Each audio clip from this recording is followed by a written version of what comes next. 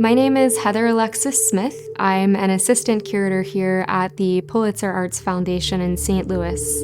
The title of the exhibition is The Nature of Things, Medieval Art and Ecology, 1100 to 1550.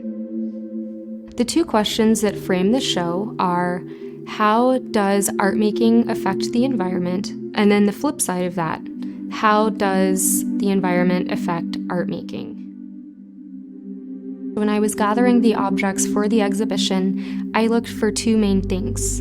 So first and foremost, I was looking for objects whose images help us think more deeply about how medieval artists looked at the environments around them and how medieval people perceived the natural world at large. Secondly, I was looking for objects that are made of really interesting array of materials. And within that, I was looking for objects that encourage people to look very closely and think very deeply about how art connects to history and environment. The show is divided into 4 main sections, and each section looks at objects that come from a particular kind of environment.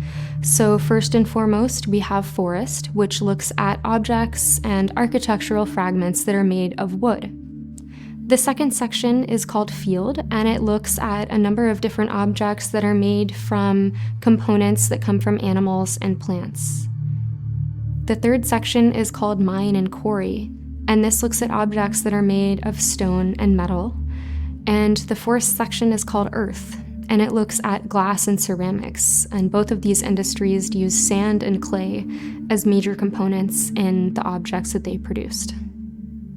This Mille tapestry that was made between 1500 and 1525 in what is now Belgium is a great example of what I've just been talking about. Mille means 1,000 flowers in French, and I think you can easily tell why if you take a look at the background of this tapestry.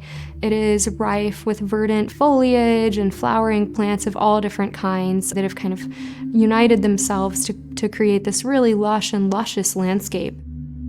When visitors see this exhibition, I really hope it encourages them to think about art objects in entirely new and different ways. I hope that it encourages visitors to think about the connections between art, environment, landscape, and people, and gives them a greater understanding and a deeper appreciation for medieval art at large.